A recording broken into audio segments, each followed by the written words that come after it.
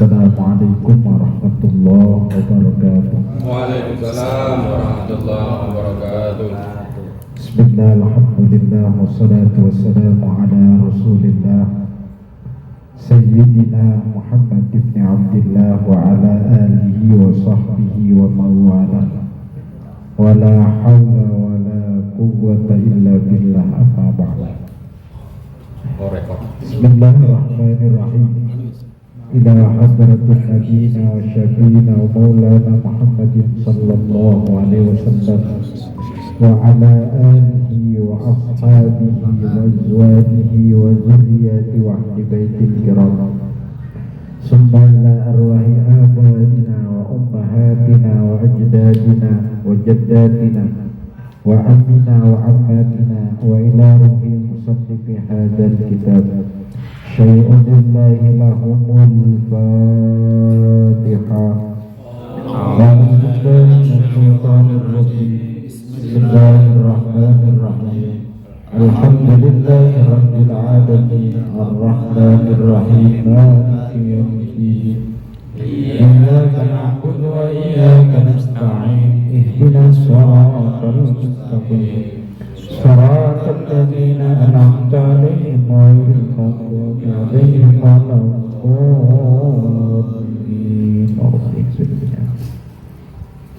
Halaman 42. Bismillahirrahmanirrahim. Qala al-mu'allif rahimahullah wa nafa'ana bi ulumihi wa ya'idu 'alaina barakatihi wa asrarihi fid dini wad dunya wal akhirah. Allahumma akrimna bi nuril fahmi wa akhrijna min zulumatil wahmi warzuqna fahman nabiyyin wa hifdzal mursalin walhamal malaikatul muqarrabin birahmatika ya arhamar rahimin. Bismillahirrahmanirrahim. Surutul qudwati ahada asyara. Syarat-syarat ngikut atau gampangnya syarat kita jadi makmum. Syaratnya itu ahada asyara, ada 11. Jadi yang paling penting dalam istilah fikih sebenarnya bukan hanya imam yang punya syarat, tapi makmum punya syarat. Kenapa? Karena jangan sampai yang diikuti ternyata kita tidak yakin dalam sholatnya. Kalau masalah syarat imam kan saya sudah bahas bahwa orang syarat jadi imam, yang syarat pertama itu dia harus abqoh, harus ahli fikih. Kenapa syaratnya dia jadi imam harus ahli fikih? Ya karena dia harus tahu ini sholat batal atau enggak. Seperti yang sering kejadian kalau dia bergerak 3 kali berturut-turut gitu. Kalau seandainya dia jadi imam ternyata dia tidak abqoh, tidak paham dalam istilah fikihnya, ya maka nanti banyak sesuatu yang menjadikan batal dalam sholat diterobos. Jadi kalau syarat imam yang pertama apa? Harus ahli fikih. Minimal ahli fikih itu gimana sih? Kalau sekarang minimal dia tahu pembatalan sholat. Itu namanya apa? Yang kedua, syarat imam itu yang nomor kedua harus akro. Apa akro? Bacaannya yang bagus. Supaya nanti ketika dia baca Fatihah khususnya karena rukun sholat itu sah dalam istilah sholat. Yang ketiga, syarat imam harus awro, harus waro. Apa waro? Adalah imam-imam yang tidak melakukan keharaman. Mana keharamannya itu diantaranya di mana imam itu tidak waro, yaitu imam tapi mohon maaf main gaple gitu. Kang Darus belum boleh jadi imam kalau masih main gaple gitu, gak apa-apa, mau ngaji dulu gitu. Kita asal jangan pakai duit aja gitu. Tapi kalau masih kelapa mau apa-apa, orang berarti. Kalau pakai kelapa makan gila kan masih tukang kelapanya yang menang pakai kelapa nggak mungkin gitu. Itu mah boleh dibagi gitu. Nah itu jadi kalau syarat imam 3 itu pertama abqoh, a'lam artinya abqa itu dia ahli fikih atau dia tahu dalam istilah sholat fikih-fikihnya. Yang kedua tadi akro itu qiraat yang bagus bacaannya. Yang ketiga itu waro yang dia menjalankan keharaman-haraman Allah yang dilarang dia tinggalkan. Nah sekarang kita yang jadi makmum syaratnya, nah itu jangan syarat jadi imam. Kalau imam lebih ketat masalahnya daripada makmum. Kenapa alasannya? Karena imam itu adalah pemimpin. Nah sekarang syarat-syarat jadi makmum ada 11. Satu, alla ya'lama butlana sholati imamihi bihadasin aw ghairihi. Yang pertama bahwasanya makmum, orang yang ikut itu tidak mengetahui pembatalan sholatnya imam. Kalau kita tahu dia batal seperti imam itu bergerak 3 kali berturut-turut, misalkan seperti sami Allahu liman hamidah. Yang paling fatal seperti imam itu dehem, maka dehem itu bisa membatalkan sholat. Jadi dehem itu bisa membatalkan sholat imam, karena dehem itu tanahnu dalam Islam kita bisa batal. Kalau ditanya dehem itu bisa batal karena mengeluarkan huruf. Tuh. Jadi kalau misalkan ada imam dehem itu batal.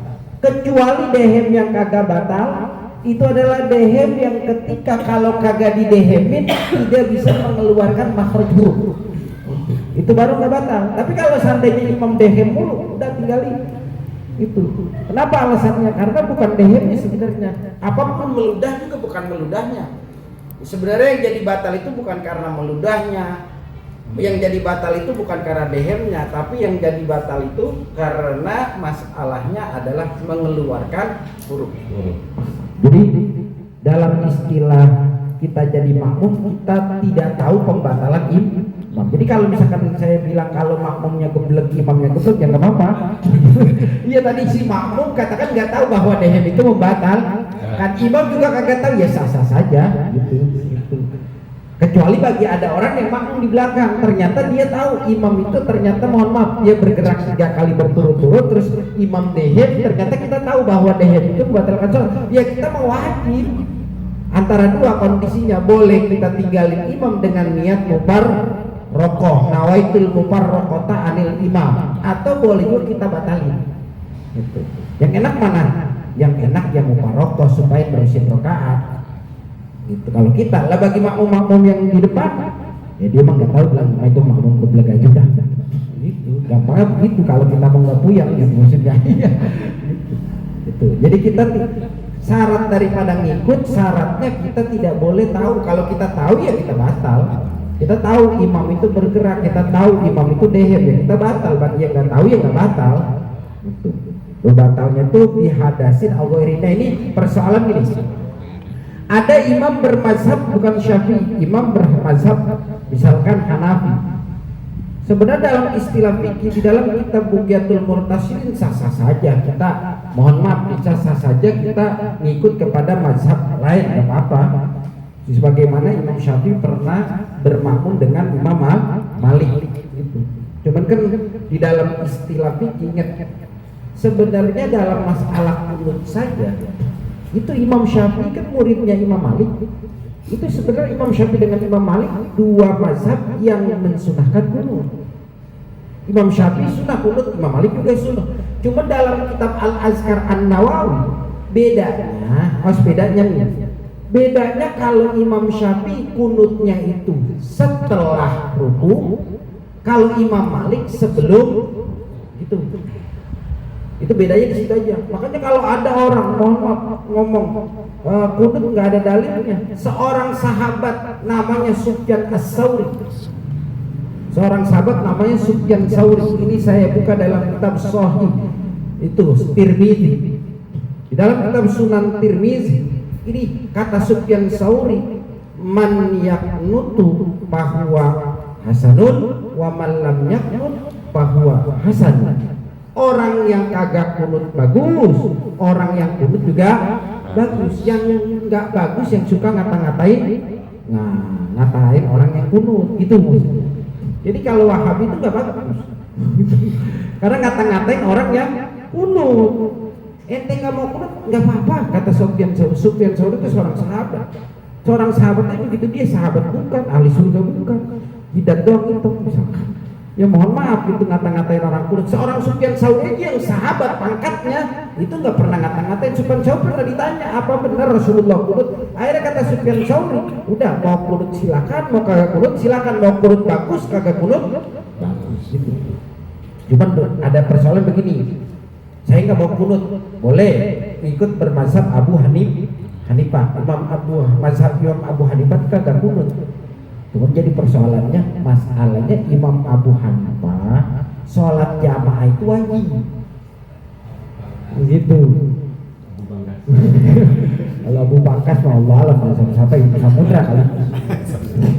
Ya, seorang mazhab Imam Abu Hanifah enggak kunut itu enggak jadi masalah karena memang beliau enggak mensunnahkan kunut dan tidak kunut.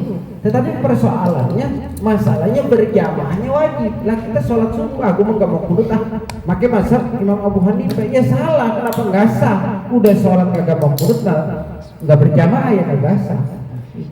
Karena mazhab Imam Abu Hanifah sholat berjamaah itu wajib, sedangkan Syafi'iyah sholat berjamaah hanya hukum sunnah.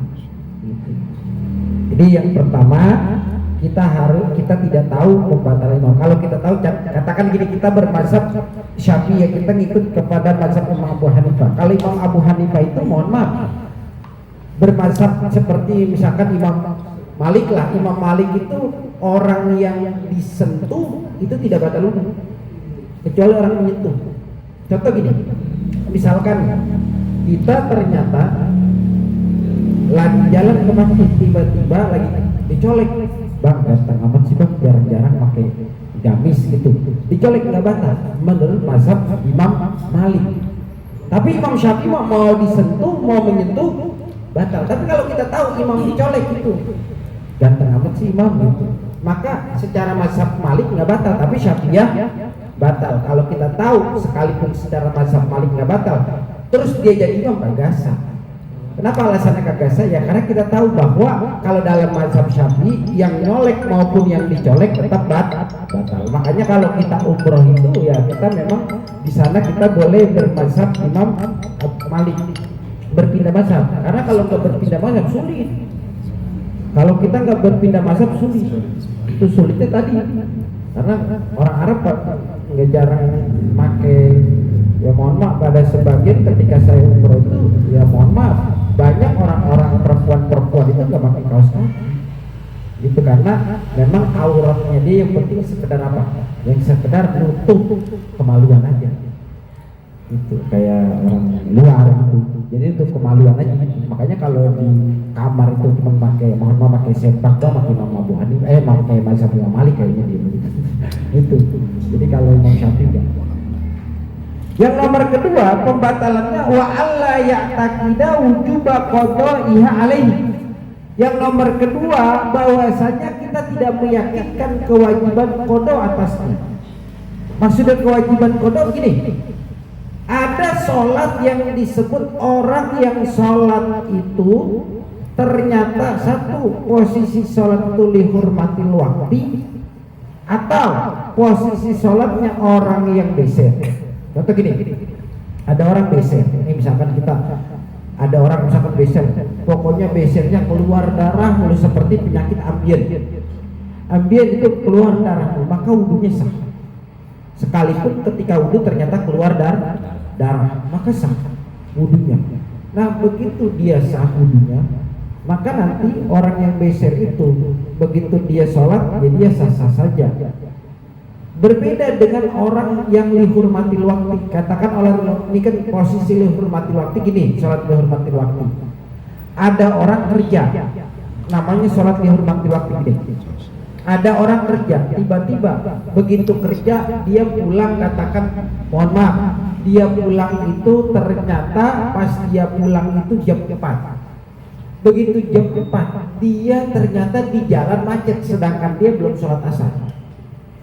Nah sedangkan antara asar ke maghrib itu sholat yang kagak bisa dijamak. Lagi, karena kalau ditanya emang boleh jamak asar ke maghrib, nggak boleh, karena jamak itu syaratnya teman-teman. zuhur temennya asar, jadi zuhur ya boleh di asar, nggak boleh asar mau maghrib karena bukan temennya. Siang ya temennya siang, malam ya temennya malam. Makanya Alik itu ngajinya malam, temennya malam semua. Makanya yang nggak bergadang nggak bakal bisa ngikut. Gitu. Bang Saki aja udah mulai goyang karena abis itu udah ngebut buat pulang dulu. Nah itu hampir ini kayaknya berhenti di Alik nih. Hati-hati kalau ente sering pulang dulu bisa berhenti ngerinya karena memang temennya